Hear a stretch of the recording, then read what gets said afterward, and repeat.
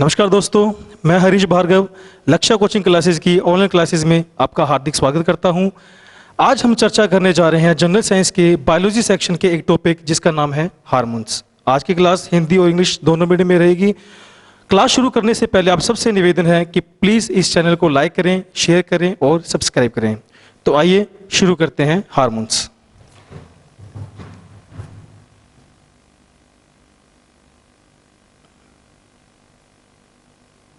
Hormones को हिंदी में hormones ही लिखा जाता है।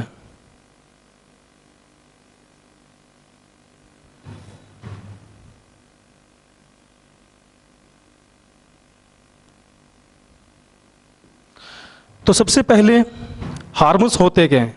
हार्मोन्स हमारे शरीर के अंदर कुछ महत्वपूर्ण या लाभदायक सब्सटेंसेस होते हैं जो हमारे शरीर में सभी तरह की जैविक प्रक्रिया या बायोलॉजिकल फंक्शंस को पूरा करने में सहायता करते हैं। Hormones are the useful substances which are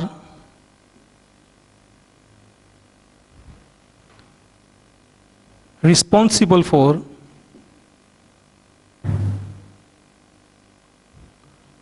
biological functions। अब दोस्तों, बायोलॉजिकल फंक्शन से क्या मीनिंग? हमने यहां पे एक शब्द लिखा है बायोलॉजिकल फंक्शन, जिसे हिंदी में कहा जाता है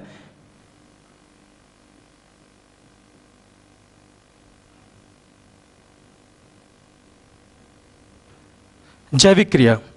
इसका मतलब है कि हमारे शरीर में होने वाले बायोलॉजिकल फंक्शन से हम मतलब समझते हैं जैसे कि आंखों से देखना,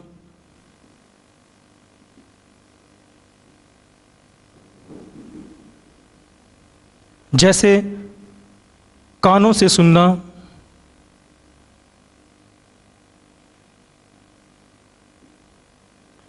आंखों से देखना, कानों से सुनना, जीभ से टेस्ट फील करना, ये सभी बायोलॉजिकल फंक्शन या जैविक क्रिया के अंदर आते हैं। अब बायोलॉजिकल फंक्शन के लिए रिस्पॉन्सिबल होते हैं हार्मोन्स। अगर हार्मोन्स में किसी भी तरह का इनबैलेंस आ जाए या हार्मोन्स अच्छे तरीके से काम ना करें तो इन सभी प्रक्रियाओं में, इन सभी फंक्शंस में प्रॉब्लम आ सकती है। इसीलिए हमारे शरीर में हार्मोन्स बहुत ही यूजफुल हैं, बहुत लाभदायक हैं। अब सवाल ये आता है कि ये हार्मोन्स आखिर आते कहाँ से हैं, ये हमारे शरीर में प्रोड्यूस कैसे होते हैं, इनकी प्रोडक्शन कैसे होती हैं? तो इसके लिए मैं आपको बता दूं कि हमारे शरीर में बहुत सारी ग्लैंड्स होती है, ग्रंथियां होती हैं, जिन्हें कहा जाता है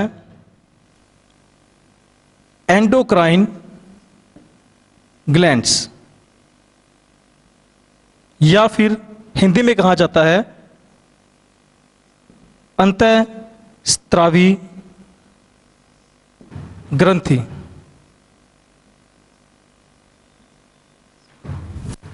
हमारे शरीर में मौजूद एंडोक्राइन ग्लैंड्स या अंतःस्रावी ग्रंथियां इन हार्मोन्स को रिलीज करती है। एक बार फिर से सुनिएगा, हार्मोन्स क्या होते हैं? हमारे शरीर में यूजफुल सब्सटेंसेस होते हैं जो हमारे शरीर में बायोलॉजिकल फंक्शंस को पूरा करते हैं। अब बायोलॉजिकल फंक्शन जैसे आंखों से देखना, कानों से सुनना, नाक से सूंघना, एक्सेट्रा एक्सेट्रा, इन सभी के लिए जिम्मेदार होते हैं हार्मोन्स। और ये हार्मोन्स कहां से निकलते हैं? ये निकलते हैं हमारे शरीर में मौजूद एंडोक्राइन ग्लैंड्स, अंतःस्रावी ग्रंथियों से।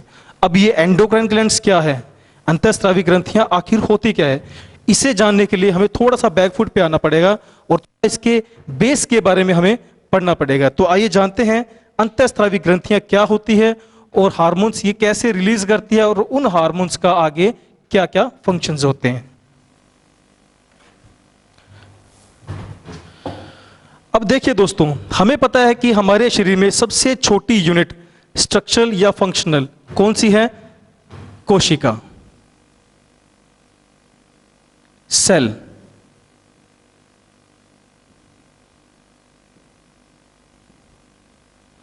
हमें यह पता है कि बहुत सारी कोशिकाएं मिलकर एक टिश्यू का निर्माण करती है, एक उत्तक का निर्माण करती है। मान लीजिए ये है उत्तक, टिश्यू।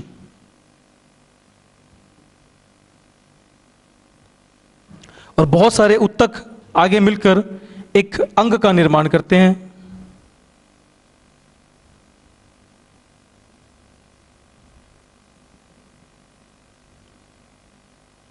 ऑर्गेन। और इसी तरह ऑर्गेन आगे जाके ऑर्गेन सिस्टम, अंगतंत्र, और फिर आगे जाके कंप्लीट एक बॉडी का निर्माण होता है। तो सबसे छोटी यूनिट हमने देखा कोशिका है।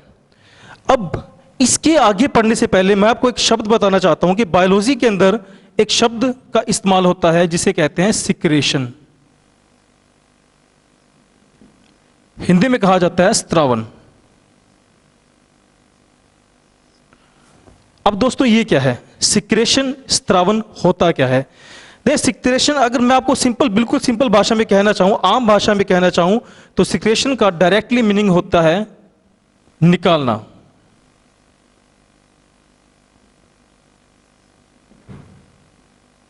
स्त्रावन का शाब्दिक अर्थ होता है निकालना।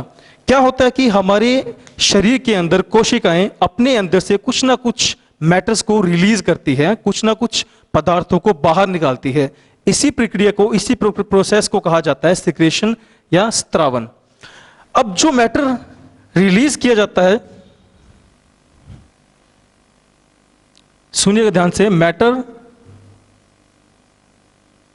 Release by cell, the process is known as secretion. अब जो मैटर या जो पदार्थ सेल अपने या कोशिका अपने अंदर से बाहर निकालती है, इसी मैटर को कहा जाता है सिक्रेटरी मैटर्स, सिक्रेटरी मैटर, या हिंदी में कहें तो स्त्रावी पदार्थ।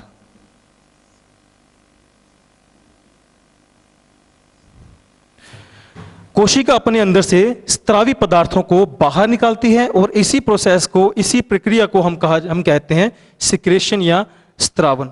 जैसे पसीना आना, जैसे आंखों से आंसू निकलना, एक माँ द्वारा अपने बच्चे को दूध पिलाना भी सिक्रेशन प्रोसेस में ही आता है। अब मैंने आपको ये सिक्रेशन, ये स्त्रावन प्रोसेस बताई क्यों? देखिए, क्या जरूरी है कि सभी कोशिकाएं अपने अंदर से कुछ ना कुछ स्त्रावी पदार्थों को बाहर निकालें? नहीं, कुछ कोशिकाएं ऐसी होती हैं जो अपने अंदर से स्त्रावी पदार्थों को बाहर निकालती है और कुछ होती है जो नहीं निकालती। अब जो निकालती है या जो सीक्रेट नहीं करती, इस आधार पे कोशिकाओं को दो भागों में बांटा गया है। सिक्रेशन या स्त्रावन के आधार पर कोशिकाओं को दो भागों में बांटा गया है। पहली कोशिकाएं वे जो स्त्रावन में भाग लेती है, जो सीक्रेट करती है अपने अंदर से कुछ ना कुछ, उसे कहा जाता है स्त्रावी कोशिका। स्त्रावी कोशिका, जिसे हिंदी में कहा जाता है सिक्रेटरी सेल। वो कोशिकाएं जो स्त्रावन में भाग लेती है या अपने अंदर से कुछ ना कुछ पदार्थ, सेक्रेटरी मैटर्स, स्त्रावी पदार्थों को बाहर निकालती है, उन्हें कहा जाता है स्त्रावी कोशिका। और जो कोशिका स्त्रावन में भाग नहीं लेती, उन्हें कहा जाता है अस्त्रावी कोशिका। देखना दोस्तों, स्त्रावन का मतलब खाली इतना ही है कि कोशिका अपने अंदर से कुछ ना कुछ पदार्थ बाहर निकालती है, दैट्स सिक्रेशन या स्त्रावन। जो कोशिकाएं स्त्रावी पदार्थों को बाहर निकालती हैं उन्हें सिक्रेटरी सेल या स्त्रावी कोशिका कहते हैं। और सिंपल उसी तरह अस्त्रावी कोशिका उन्हें कहा जाता है जो अपने अंदर से स्त्रावी पदार्थों को बाहर नहीं निकालती है। इन्हें कहा जाता है इंग्लिश में नॉन सिक्रेटरी सेल। इन्हें कहा जाता है नॉन सिक्रेटरी सेल, अस्त्रावी कोशिकाएं। अब हमें पता है कि कोशिका से आगे क्या बनते हैं? उत्तक, टिश्यू बनता है। तो उसी तरह से स्त्रावी कोशिकाओं से जो टिश्यू बनता है, स्त्रावी कोशिकाएं मिलकर जिस उत्तक का निर्माण करती है, उन्हें कहा जाता है स्त्रावी उत्तक, सिक्रेटरी टिश्यू। और उसी तरह से सेम इन कोशिकाओं से जो उत्तक बनेंगे उन्हें कहा जाता है अस्रावी उत्तक।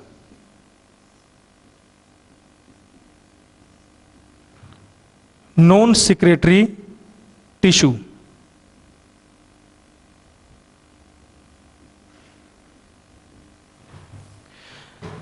देखिए दोस्तों, स्त्रावी कोशिकाओं से बनेंगे स्त्रावी उत्तक और अस्त्रावी कोशिकाओं से बनेंगे अस्त्रावी उत्तक। हम सीधा यह भी कह सकते हैं कि वो उत्तक जो अपने में से कुछ ना कुछ स्त्रावी पदार्थ बाहर निकालते हैं स्त्रावी उत्तक कहलाते हैं, और जो नहीं निकालते अस्त्रावी उत्तक होते हैं।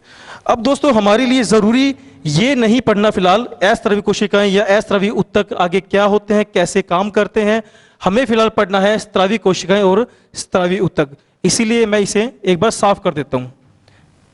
अभी फिलहाल हमारे लिए जरूरी है स्टडी करना स्त्रावी उत्तक को, जो अपने अंदर से कुछ ना कुछ स्त्रावी पदार्थों को बाहर निकालते हैं, और इन्हीं स्त्रावी उत्तकों को कहा जाता है ग्रंथि। इंग्लिश में कहते हैं ग्लैंड्स। मतलब दोस्तों, ग्लैंड और कुछ भी नहीं, ग्लैंड सिर्फ टिश्यू है, और वो टिश्यू है, वो उत्तक है जो अपने अंदर से कुछ सेक्रेटरी मैटर्स या स्त्रावी पदार्थों को बाहर निकालते हैं। That's is gland. ग्रंथियां वही होती है टिश्यू जो अपने अंदर से कुछ ना कुछ पदार्थों को बाहर निकालते हैं, दैट इज ग्लैंड, या उसे कहते हैं ग्रंथि। ये हमारे बेस का फर्स्ट पार्ट कंप्लीट हुआ। अब हम इसी बेस के थोड़ा सेकंड पार्ट को पढ़ते, थोड़ा आगे पढ़ते हैं कि ग्लैंड्स आगे जाके कितने प्रकार की होती हैं, क्या होती हैं, और वो अपने अंदर से जो हार्मोन्स निकालती हैं उन हार्मोन्स का आगे जाके क्या रोल होता है, कैसे काम करते हैं। तो आइए हम पढ़ते हैं अब आगे ग्रंथि को, ग्लैंड्स को।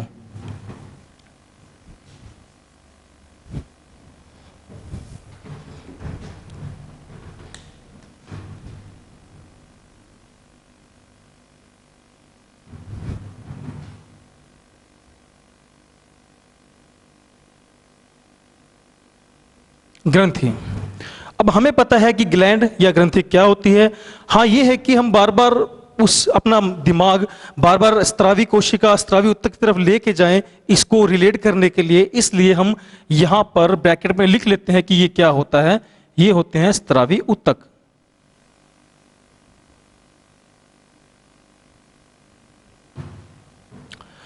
अब दोस्तों, ग्लैंड दो तरह की होती है, दो टाइप की होती है। कौन कौन सी? एक पार्ट मैं यहां बनाता हूं और दूसरा बनाता हूं यहां पर।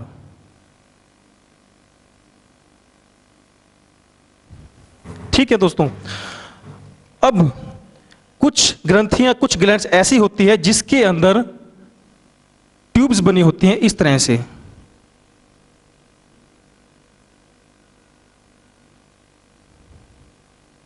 नलिकाएं बनी होती है।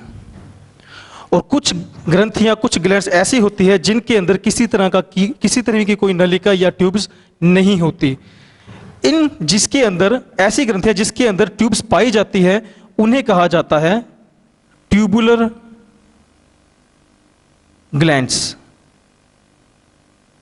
या हिंदी में कहा जाता है नलिका युक्त ग्रंथियां।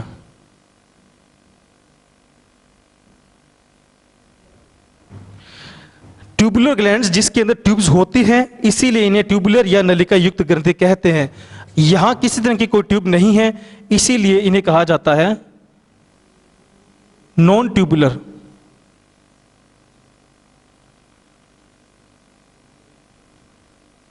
या हिंदी में नलिका विहीन।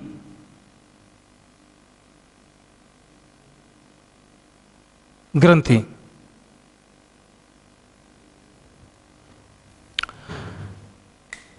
ठीक है दोस्तों, तो ग्रंथियां दो तरह की होती है, जिसके अंदर ट्यूब्स होती है उन्हें ट्यूबुलर ग्लैंड्स कहते हैं या नलिका युक्त ग्रंथि कहते हैं, और जिनके अंदर ट्यूब्स नहीं होती उन्हें कहा जाता है नॉन ट्यूबुलर या नलिका विहीन ग्रंथियां। अब दूसरी बात, इन ट्यूब्स का आखिर रोल क्या है, इसके अंदर ग्रंथियों के अंदर इस ट्यूब का काम क्या है। तो हमने एक बात पढ़ी थी थोड़ी देर पहले कि ग्लैंड्स क्या होती है, स्त्रावी उत्तक होते हैं। स्त्रावी मतलब जो अपने अंदर से कुछ ना कुछ चीजें बाहर निकालती हैं। तो इन ट्यूब्स के जरिए ही स्त्रावी पदार्थ बाहर निकलते हैं इस तरह से। स्त्रावी पदार्थ ये ग्लैंड्स स्रावी पदार्थों को इन ट्यूब के जरिए बाहर निकालते हैं। यहां आप लिख सकते हैं स्रावी पदार्थ, सिक्रेटरी मैटर्स को बाहर निकालते हैं। चलो ठीक है जी, इस ट्यूब के जरिए ये अपना स्रावी पदार्थ को बाहर निकालते हैं। तो यहां तो ट्यूब है ही नहीं, तो फिर ये अपना स्रावी पदार्थ कैसे निकालेंगे? क्या है कि ये अपने चारों ओर इसके चारों ओर ब्लड होता है।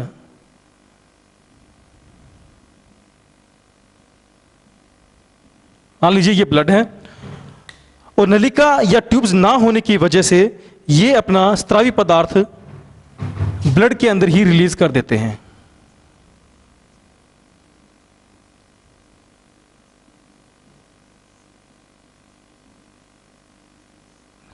देखना दोस्तों, ये ट्यूब के जरिए स्रावी पदार्थों को ब्लड से बाहर रिलीज कर रहे हैं, जबकि यहां पर नलिका या ट्यूब ना होने की वजह से ये अपना स्रावी पदार्थ ब्लड के अंदर ही रिलीज कर रहे हैं। इसीलिए इनको एक और नाम दिया गया है जिसे कहते हैं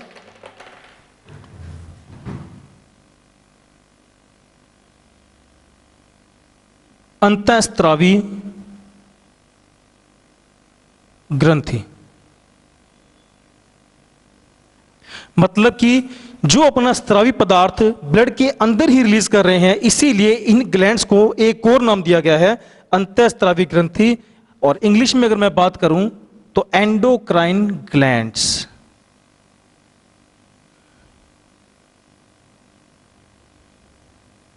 एंडोक्राइन ग्लैंड्स, जबकि ये ब्लड से बाहर रिलीज करते हैं, इसीलिए इनको नाम दिया गया है बाह्य स्रावी ग्लैंड्स या ग्रंथि। Exocrine glands. बहुत ही सिंपल सी बात है, जो अंदर रिलीज कर रही है उन्हें अंतःस्रावी कहते हैं। स्रावी हमने पहले ही पढ़ा था, स्राव का मतलब निकालना होता है, तो अंतःस्रावी मतलब जो अंदर रिलीज कर रही है, तो अंतःस्रावी ग्रंथि। जो ब्लड से बाहर रिलीज कर रहे हैं उन्हें बाह्य स्रावी या एक्सोक्राइन ग्लैंड्स बोलते हैं। और हमने इस क्लास के बिल्कुल स्टार्टिंग में एक बात पढ़ी थी कि हार्मोन्स कौन रिलीज करता है हमारे शरीर के अंदर? Endocrine glands. और ये रही एंडोक्राइन ग्लैंड्स। तो मतलब इसका ये हुआ कि यहां से जो स्रावी पदार्थ जो बाहर निकल रहे हैं इस ग्रंथि से, वो पदार्थ और कुछ नहीं, हार्मोन्स ही हैं।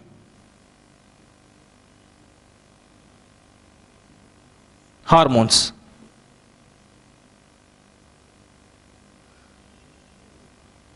तो फिर यहां से ट्यूब के जरिए जो पदार्थ बाहर आ रहा है, ये क्या है?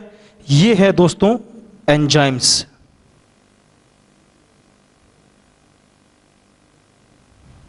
इसे हिंदी में एंजाइम्स ही कहा जाता है। तो कुल मिला के हमने इसके अंदर जो बात पढ़ी वो सिर्फ यही कि एक्सोक्राइन ग्लैंड से एंजाइम्स बाहर निकलते हैं, जबकि एंडोक्राइन ग्लैंड से हार्मोन्स बाहर निकलते हैं। ये बहुत इंपॉर्टेंट बात है कि एंजाइम्स कौन रिलीज करता है? आप सीधा कहेंगे एक्सोक्राइन ग्लैंड्स। हार्मोन्स कौन रिलीज करता है? Endocrine glands.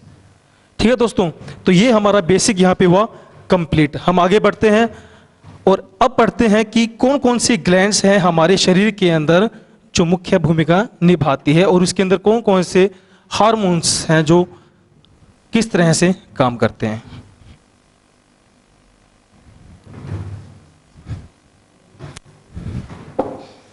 हाँ जी दोस्तों, हमने एंडोक्राइन ग्लैंड्स के बारे में पढ़ा, एक्सोक्राइन ग्लैंड्स के बारे में पढ़ा।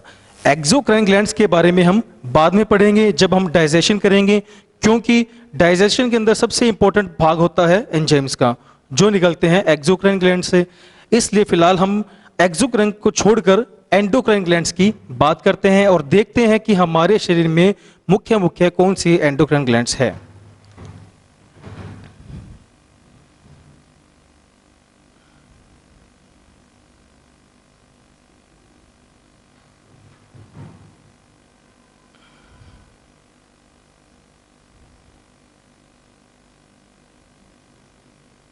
एंडोक्राइन ग्लैंड्स या अंतःस्रावी ग्रंथि। ठीक है दोस्तों, अब देखते हैं कि मुख्य मुख्य कौन सी है। तो सबसे पहले मैं अपने शरीर के अकॉर्डिंग यहाँ पर एक डायग्राम बनाऊंगा मस्तिष्क से लेकर हमारी किडनी तक, और उस वहाँ मस्तिष्क से लेकर किडनी तक उनके उनके अंदर कौन कौन सी ग्लैंड्स मौजूद है। देखिएगा, सबसे पहले मैं बात करता हूं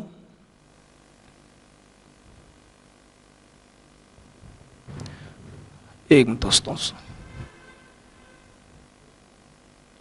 ह्यूमन ब्रेन की। मान लीजिए ये है ह्यूमन ब्रेन, मस्तिष्क।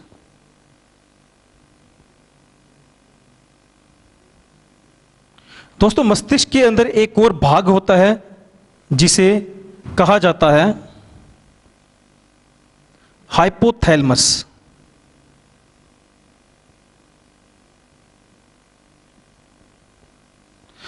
देखिए दोस्तों, जिन शब्द का हिंदी में कुछ मीनिंग निकलता है तो मैं वहां लिख दूंगा, और इसके अलावा जैसे हाइपोथैलेमस को हिंदी में हाइपोथैलेमस ही कहा जाता है तो इसे लिखने की जरूरत नहीं है।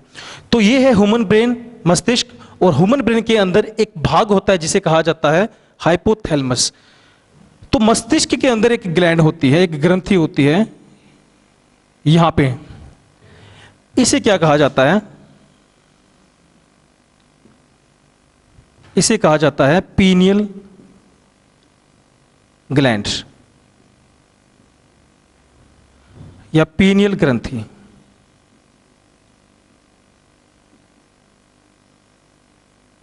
ठीक है दोस्तों, मस्तिष्क के अंदर पहली ग्लैंड पीनियल ग्लैंड या पीनियल ग्रंथि, दूसरी हाइपोथैलेमस के अंदर होती है यहां पर इस जगह।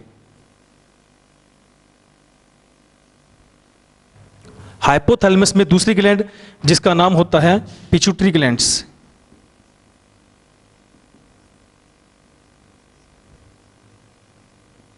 पिट्यूटरी ग्लैंड या हिंदी में कहा जाता है पीयूष ग्रंथि।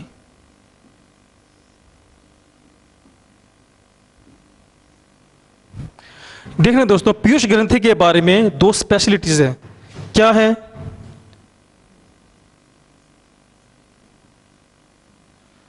सबसे पहली स्पेशलिटी तो यह है कि पीयूष ग्रंथि हमारी बॉडी में सबसे छोटी एंडोक्राइन ग्लैंड है। यह बात नोट कीजिएगा, स्मॉलेस्ट एंडोक्राइन ग्लैंड्स।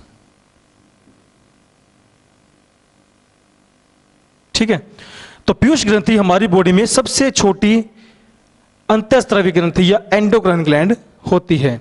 और दूसरी स्पेशलिटी क्या है? सबसे छोटी होने के बावजूद ये सबसे ज्यादा पावरफुल है। ये हमारे शरीर में बाकी सभी ग्लैंड्स को, सभी ग्रंथियों को कंट्रोल करती है, उनकी एक्टिविटी को कंट्रोल करती है। इसीलिए पीयूष ग्रंथि को एक और नाम दिया गया है जिसे कहते हैं मास्टर ग्लैंड्स।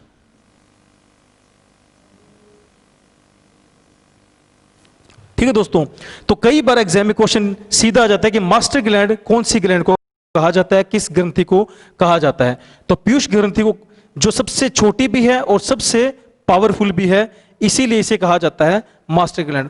क्योंकि पिट्यूटरी या पीयूष ग्रंथि मास्टर ग्लैंड है, किसके अंदर मौजूद है? ये हाइपोथैलेमस के अंदर। इसीलिए हाइपोथैलेमस को कहा जाता है मास्टर ऑफ मास्टर ग्लैंड्स। क्यों?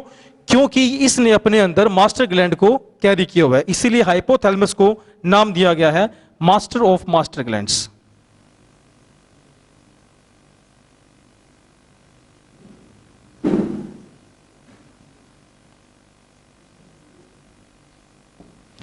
Master of master gland. ठीक है दोस्तों, तो बात हुई हमारे ब्रेन की। ब्रेन के अंदर हमने एक ग्लैंड पढ़ी पीनियल, दूसरी पिट्यूटरी ग्लैंड, पीयूष ग्रंथि। अगर दोस्तों एग्जाम में अगर आपको सबसे छोटी ग्लैंड पूछा जाए और पीयूष ग्रंथि का नाम ना दिया जाए तो दूसरे नंबर पे हमारे शरीर में सबसे छोटी जो ग्रंथि होती है वो होती है पीयूष ग्रंथि। ठीक है दोस्तों, आगे बात करते हैं मस्तिष्क या फेस से नीचे की तरफ गर्दन की।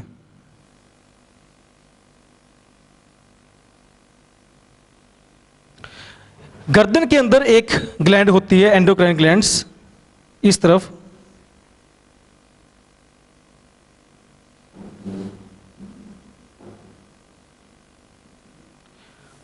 इसे कहा जाता है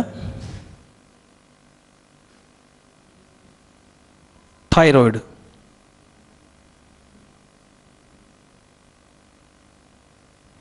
इसे हिंदी में थायराइड ही कहा जाता है। तो गर्दन या गला यहां पे मौजूद होती है ग्लैंड जिसे कहते हैं थायराइड ग्लैंड्स।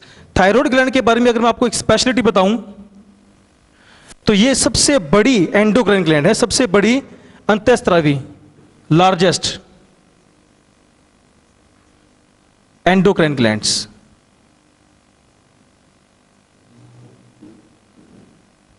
ठीक है दोस्तों, तो सबसे छोटी कौन सी थी? पीयूष ग्रंथि। और सबसे बड़ी कौन सी है? थायराइड ग्लैंड, थायराइड ग्रंथि। ये बात चल रही है खाली एंडोक्राइन ग्लैंड्स की, इसमें एक्सोक्राइन ग्लैंड का कोई रोल नहीं है। अब दोस्तों एक और बात, इसके अगल बगल, इसके चारों ओर, इस तरफ यहां पर एंडोक्राइन ग्लैंड्स पाई जाती है, मौजूद है इसके अगल बगल, इसके आसपास, जिसे कहा जाता है, मैं यही लिख देता हूं इसका,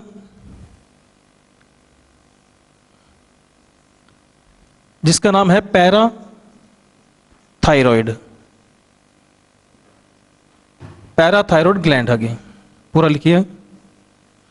अब पैराथायरॉयड ग्लैंड का मतलब क्या है? देखिए, ये जो पैरा शब्द लिखे ना, इसका मतलब होता है अगल बगल। अगर हम हिंदी में अगर इसका देखें, अगल बगल या आसपास, और किसके आसपास? थायराइड ग्लैंड के आसपास, अगल बगल, इसीलिए इसका नाम भी इसी तरह पड़ गया, पैराथायरॉयड ग्लैंड। ऐसी ग्लैंड जो थायराइड ग्लैंड के आसपास हो, अगल बगल हो, थोड़े से याद करने में आसानी हो, इसलिए मैंने बताया। आगे की बात करते हैं हमारे शरीर के नीचे के हिस्से की, कंधे से लेकर और किडनी तक की।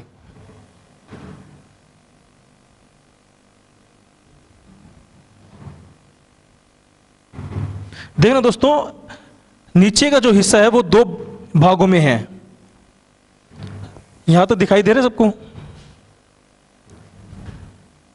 अगर मैं इसे दो भागों में ऐसे डिवाइड करूं तो ऊपर का हिस्सा जो है इसे कहा जाता है थोरैक्स, हिंदी में कहा जाता है वक्ष। वहीं नीचे के हिस्से को कहा जाता है एब्डोमन या उदर, जिसे हम पेट कहते हैं, उदर। अब थोरैक्स या वक्ष, इसके अंदर को हमारे शरीर के कौन कौन से हिस्से हैं?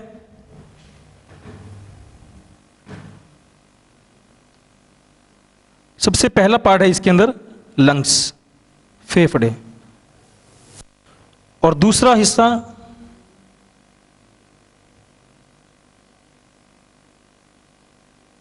देखिए, फेफड़े की एक, हमारा जो लेफ्ट साइड में जो लंग होता है उसकी शेप इस तरह से होती है। इसका कारण यह है क्योंकि हमारे यहां पे एक हार्ट भी मौजूद है, इसलिए इस हार्ट की वजह से लेफ्ट जो लंग्स है इसकी शेप थोड़ी अंदर की तरफ धंसी होती है। अब दोस्तों हमने बात की थोरैक्स की, वक्ष की। हम बात करें एंडोक्राइन ग्लैंड्स की, तो इसके ऊपर वाले हिस्से में कौन सी ग्लैंड मौजूद होगी? यहां पर है, हार्ट से थोड़ा ऊपर और दोनों लंग्स के बीच में, यहां पे एक ग्लैंड है जिसका नाम है थाइमस।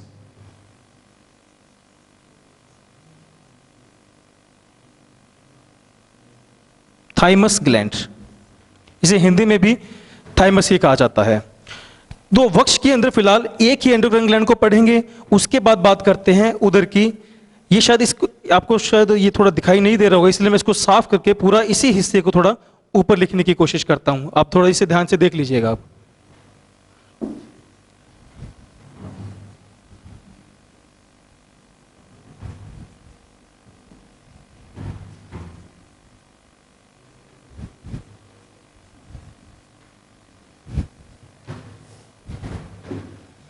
हाँ जो तो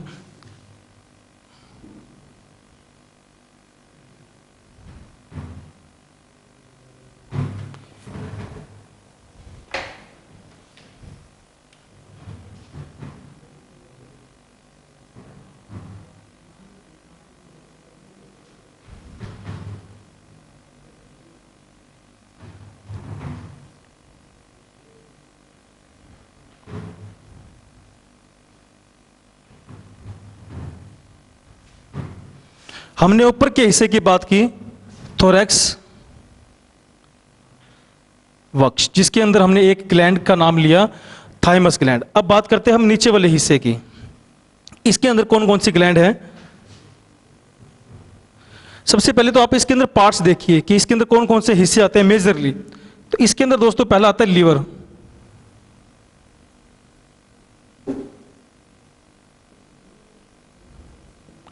ठीक है दोस्तों, लीवर के बाद इसके अंदर सबसे मेन पार्ट आता है, यहां से एक फूड पाइप निकलती है जहां से भोजन हमारे पेट के अंदर आता है।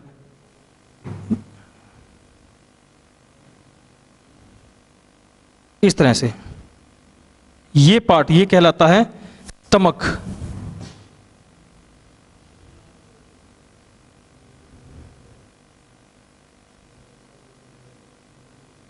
अमाशय, स्टमक हिंदी में कहते हैं अमाशय।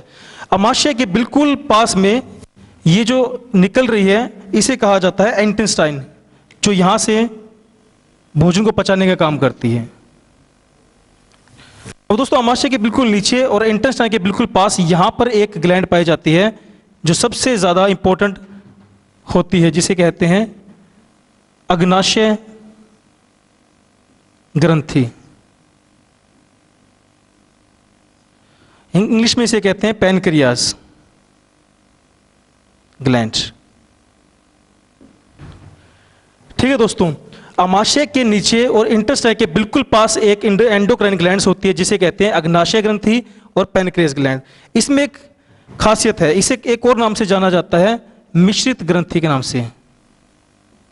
अब ये क्वेश्चन कई बार आता है कि मिश्रित ग्रंथि या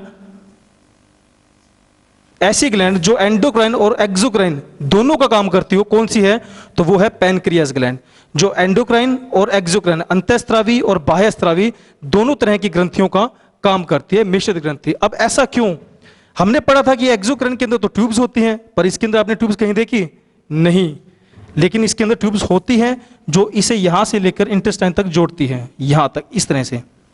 ठीक है दोस्तों, अब यहां पे एंडोक्राइन ग्लैंड्स जो हमने पढ़ी अग्नाशय ग्रंथि, इसे एक ट्यूब के जरिए इंटेस्टाइन से जोड़ा गया है। अब ये ट्यूब्स क्या काम करती है? मैंने आपको कहा था कि ट्यूब्स के जरिए क्या बाहर निकलता है, एंजाइम्स। तो इन्हीं इस जो अग्नाशय ग्रंथि हमने लिखी है, अग्नाशय ग्रंथि से एंजाइम्स निकलकर इस इंटेस्टाइन में आता है और यहां पर भोजन को पचाने का काम करता है, इसको डाइजेस्ट करने का काम करता है। तो दोस्तों ये मैंने आपको पहले कहा था कि एक्सोक्राइन ग्लैंड्स को हम खाली डाइजेशन में चेक करेंगे, अभी फिलहाल बात करते हैं एंडोक्राइन ग्लैंड्स की। तो अग्नाशय ग्रंथि को क्या नाम दिया गया? मिश्रित ग्रंथि। इसके बाद मेजरली पार्ट हम दो और करेंगे इसके अंदर। पहला किडनी,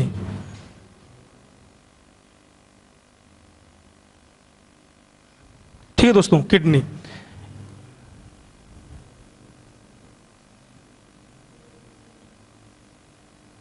जिसे हिंदी में कहा जाता है वृक्क। दोस्तों किडनी को एक और भी नाम दिया गया है रीनल। अब रीनल के ऊपर या किडनी के ऊपर की साइड में एक ग्लैंड पाई जाती है इस तरह से, इसे नाम दिया गया एपीरीनल। अब इस नाम का क्या मतलब है दोस्तों? एपी जो शब्द मैंने लिखा है इसे हिंदी में कहा जाता है ऊपर की तरफ, इसीलिए रीनल, रीनल के ऊपर क्या है? ग्लैंड। कौन सी ग्लैंड? एपीरीनल। मतलब कि रीनल के ऊपर जो ग्लैंड है वो कहलाई एपीरीनल, और हिंदी में कहा जाता है अधिवृक्क।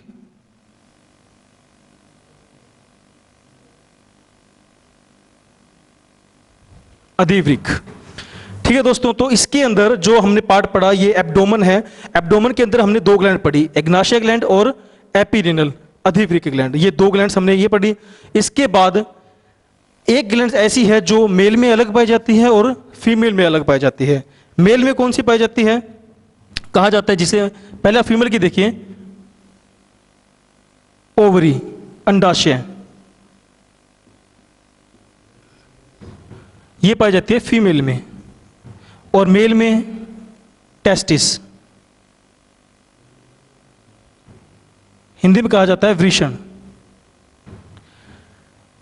इन दो ग्लैंड को सेक्स ग्लैंड भी कहा जाता है। ठीक है, तो कई बार क्वेश्चन ये भी आते हैं कि आपको बहुत सारी एंडोक्राइन ग्लैंड्स दे दी जाएगी और सवाल ये आएगा कि इनके अंदर से सेक्स ग्लैंड कौन सी है, जो है मेल में टेस्टिस और फीमेल में ओवरीज। तो ये दोस्तों ये सारी बात हुई एंडोक्राइन ग्लैंड्स की, जो हमने बात की जितनी भी एंडोक्राइन ग्लैंड मुख्य मुख्य हमारे शरीर के अंदर है। अब इन ग्लैंड्स को हम एक एक करके पढ़ेंगे और उनमें से कौन सा हार्मोन निकलता है और वो हार्मोन्स आगे जाके हमारी बॉडी में किस फंक्शन को कंप्लीट करता है वो पढ़ेंगे। तो आइए जानते हैं, सबसे पहले हम पढ़ेंगे अग्नाशय ग्रंथि के बारे में, जो ना एंडोक्राइन है और ना एक्सोक्राइन है, मतलब मिक्सचर है, मिश्रित ग्रंथि है। इसीलिए हम सबसे पहले पढ़ेंगे अग्नाशय ग्रंथि, पैनक्रियाज ग्लैंड को।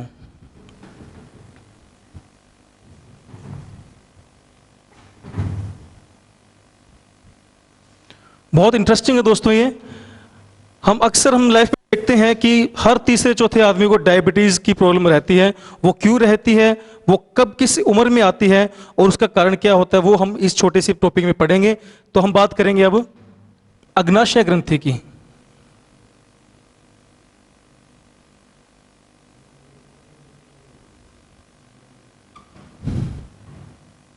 Pancreas gland.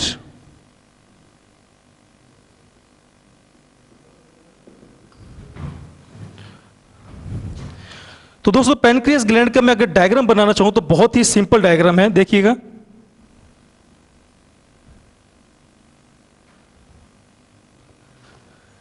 पैनक्रियास ग्लैंड है ये, और इसके अंदर कोशिकाएं ग्रुप बना के, एक समूह बना के इकट्ठी रहती है इस तरह से। जैसे कुछ कोशिकाएं ग्रुप बना के यहां पे है, कुछ यहां पे है, तो कुछ यहां पर है, इस तरह से। और इनके बीच के अंदर होता है एक फ्लूइड पाया जाता है, यहां पर एक लिक्विड। इस लिक्विड को कहा जाता है अग्नाशयी लिक्विड, अग्नाशयी द्रव, इंग्लिश में पैनक्रियाटिक फ्लूइड। अब बात हुई, हमने द्रव की बात करी, द्रव को कहा जाता है अग्नाशयी द्रव, पैनक्रियाटिक फ्लूइड। तो ये ग्रुप ऑफ सेल्स ये क्या है, आगे अब बात करते हैं इनके बारे में। कोशिकाओं का समूह।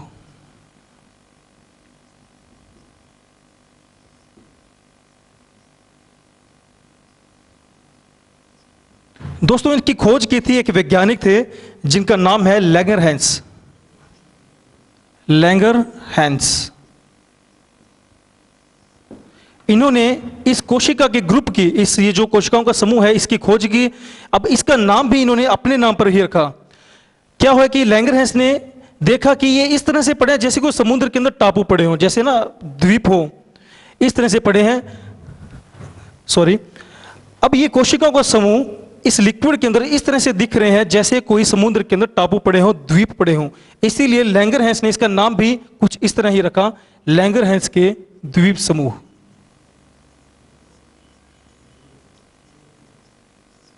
लैंगरहैंस के द्वीप समूह, लैंगरहैंस ने इसकी खोज की, द्वीप समूह, क्योंकि दिखने में कुछ कुछ टापू जैसे थे, द्वीप जैसे थे, इसलिए लैंगरहैंस के द्वीप। अब दोस्तों सीधी सी बात है कि हमने एंडोक्राइन ग्लैंड पढ़ लिया, ये है एंडोक्राइन ग्लैंड, पैनक्रियाटिक ग्लैंड। लेकिन इसका जो मुख्य पार्ट होता है, इसका जो मुख्य पार्ट होता है वो होता है हार्मोन्स को रिलीज करना। लेकिन क्या हमने अभी तक हार्मोन्स पढ़े इसके अंदर? नहीं। अब देखना कि अग्नाशय ग्रंथि के अंदर ऐसी कौन सी चीज होती है जो हार्मोन्स को रिलीज करती है। वो होती है इन कोशिकाओं के समूह के अंदर पाई जाने वाली 3 टाइप की कोशिकाएं। इसके अंदर, इस ग्रुप ऑफ सेल्स के अंदर 3 तरह की कोशिकाएं पाई जाती हैं। पहला है अल्फा, अल्फा सेल्स। दूसरा बीटा सेल्स, और तीसरा गामा। ठीक है दोस्तों। अब इन तीनों कोशिकाओं द्वारा अलग अलग हार्मोन्स रिलीज किए जाते हैं। इनके जो नाम है हार्मोन्स के वो सबसे ज्यादा इंपॉर्टेंट है, तो please focus on that topic या दैट पॉइंट। अल्फा सेल द्वारा जो हार्मोन्स रिलीज किया जाता है उसे क्या कहते हैं, मैं हिंदी में लिख देता हूं, ग्लूकागोन हार्मोन्स। दूसरा बीटा सेल्स, बीटा सेल से निकलता है इंसुलिन। Insulin hormone. और तीसरा गामा से निकलता है सोमेटोस्टेटिन।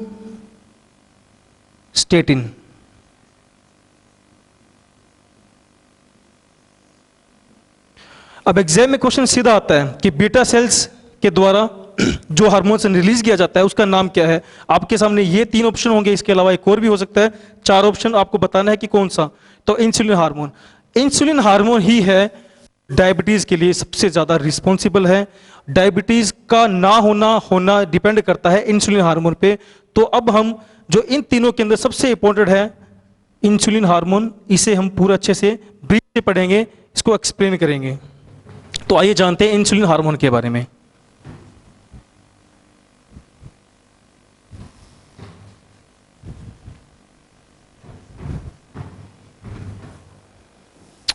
देखना दोस्तों, हम जो भी खाते हैं, जो भी भोजन खाते हैं, हमें पता है उस भोजन के अंदर ग्लूकोज होती है। ठीक है, मान लीजिए इस भोजन के अंदर ग्लूकोज है। अब ये फाइनली ग्लूकोज हमारे शरीर के अंदर जाके जाती कहाँ पर है? तो ये मैंने बना दी यहाँ पे एक ब्लड वेसल, रक्त नलिका। ठीक है दोस्तों, इसके अंदर ब्लड है, ब्लड वेसल है, ये लिख देता हूं मैं यहाँ पे, ब्लड वेसल। इसके अंदर ग्लूकोज फाइनली पहुंचती है, ग्लूकोज हमारे ब्लड वेसल्स के अंदर पहुंचती है। अब इसके बाद ग्लूकोज का काम क्या है? हमारे शरीर के अंदर ग्लूकोज काम क्या करती है?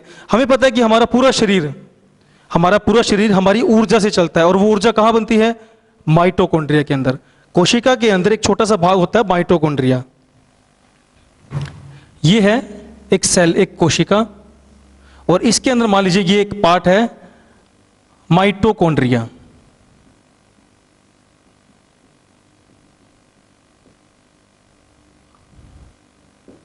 ठीक है दोस्तों, क्या होता है कि ग्लूकोज फाइनली पहुंचती है माइटोकॉन्ड्रिया के अंदर, और वहां पर ये ऑक्सीजन के साथ मिक्सअप होके बनाती है ऊर्जा। तो हमारा पूरे शरीर जिस ऊर्जा पे चलता है वो बनता है माइटोकॉन्ड्रिया में, इसीलिए माइटोकॉन्ड्रिया को पावर हाउस भी कहा जाता है। और वो कैसी बनती है ऊर्जा? ग्लूकोज और ऑक्सीजन के मिलने से। अब हमें पता है भाई ऑक्सीजन तो कहां से आएगी?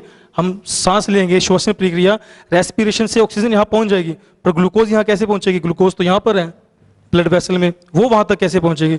एनर्जी बनाने के लिए ग्लूकोज तो चाहिए। तो क्या किया भगवान ने? एक गाड़ी बनाई। ठीक है दोस्तों, इस गाड़ी में इस ग्लूकोज को रखा और इस गाड़ी को ले गए आगे की तरफ।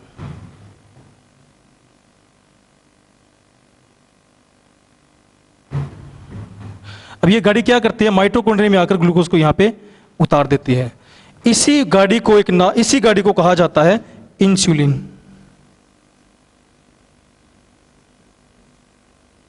Insulin hormone. तो इंसुलिन का फाइनली काम क्या हुआ?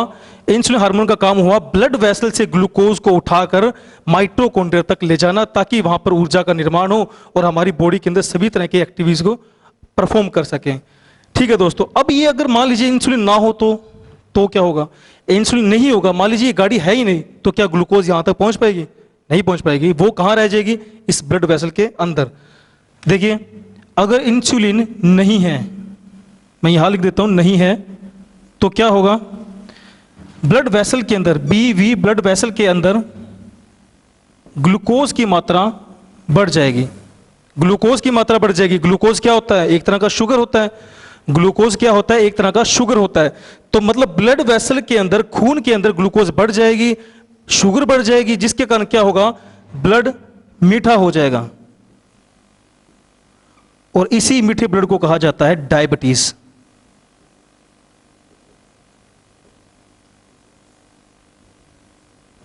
ठीक है दोस्तों, अगर इंसुलिन नहीं हुआ, अगर इंसुलिन नहीं है, तो ब्लड वेसल के अंदर ग्लूकोज की मात्रा बढ़ जाएगी, शुगर की मात्रा बढ़ जाएगी, ब्लड मीठा हो जाएगा, और इसी ही कहते हैं डायबिटीज। मतलब मैंने यहां से ये गाड़ी हटा दी, देखो दोस्तों, यहां से मैंने गाड़ी हटा दी, तो अब इसके अंदर ब्लड वेसल के अंदर ग्लूकोज की मात्रा बहुत ज्यादा बढ़ गई है, तो इसी प्रॉब्लम को कहते हैं डायबिटीज। एक्चुअली क्या है? डायबिटीज को डायबिटीज भी नहीं कहा जाता, इसे पूरा नाम दिया गया डायबिटीज मेलिटस, जिसे शॉर्ट फॉर्म में कहा जाता है डीएम। तो इंसुलिन ना होने की वजह से कौन सी बीमारी होती है? डायबिटीज की बीमारी। और इसीलिए आपने देखा होगा कि डॉक्टर एक शुगर पेशेंट को छोटे छोटे इंजेक्शन लगाने के लिए कहता है, एडवाइस करता है, छोटे छोटे इंजेक्शन स्किन पे हम कहीं भी लगा सकते हैं उसे। वो इंसुलिन इंजेक्शन क्या करेगा? ग्लूकोज को यहां से उठाएगा और यहां तक ले जाएगा। क्यों? क्योंकि उनके अंदर या तो इंसुलिन बन नहीं रहा, या तो इंसुलिन है ही नहीं उनकी बॉडी में, अगर है तो वो ढंग से काम नहीं कर रहा। इसीलिए डॉक्टर एक शुगर पेशेंट को इंसुलिन के इंजेक्शन लगाने के लिए एडवाइस करता है। तो दोस्तों, अब दूसरी बात, हमें पता कैसे लगेगा कि भाई ग्लूकोज, इसे ब्लड वेसल के अंदर ग्लूकोज की मात्रा बढ़ रही है? तो इसके लिए बहुत ही सिंपल है। हमें पता है कि ये इस ब्लड वेसल से बहुत सारी ब्लड वेसल्स जुड़ती है, और मैं एक ब्लड वेसल को लेकर किडनी की तरफ ले चलता हूं। यह है किडनी, और अंदर जाते ही ये जो ब्लड वेसल है ये इसके अंदर छोटे छोटे सुराख से हो जाते हैं, पोर किडनी के अंदर की बात क्यों हो जाते हैं, ताकि यहाँ पे प्यूरिफिकेशन का काम हो सके। और हमें पता है कि इस किडनी के अंदर क्या निर्माण होता है, यूरिन फॉर्मेशन या मूत्र बनता है। क्या होता है कि यहाँ से ग्लूकोज हमें पता है कि पूरी ब्लड वेसल के अंदर फैली हुई है, और यहाँ पर है तो यहाँ से होती हुई किडनी में भी जाएगी, और किडनी में जाकर वो फिल्टर होकर नीचे यूरिन में मिक्सअप हो जाएगी, और यूरिन के थ्रू ग्लूकोज बाहर आ जाएगी। इसीलिए हमें अगर पता करना हो कि ग्लूकोज की मात्रा हमारी बॉडी में कितनी है तो उसके लिए यूरिन टेस्ट किया जाता है, ताकि हम यूरिन के अंदर देख सकें ग्लूकोज की मात्रा कितनी है, तो शरीर के अंदर की ग्लूकोज की मात्रा पता लग जाएगी, जो नॉर्मली कितनी होती है 80 से लेकर 100 ग्राम के बीच में। अगर इससे ज्यादा है तो किसी भी व्यक्ति को डायबिटीज की प्रॉब्लम है। ठीक है दोस्तों, आज के लिए इतना ही। नेक्स्ट क्लास में हम बात करेंगे नेक्स्ट ग्लैंड और उससे निकलने वाले हार्मोन्स की। हाँ दोस्तों, तो आपको ये क्लास कैसी लगी आप कमेंट कर सकते हैं, और आपको किसी भी तरह का कोई भी डाउट हो तो भी आप कमेंट में लिखकर पूछ सकते हैं। धन्यवाद।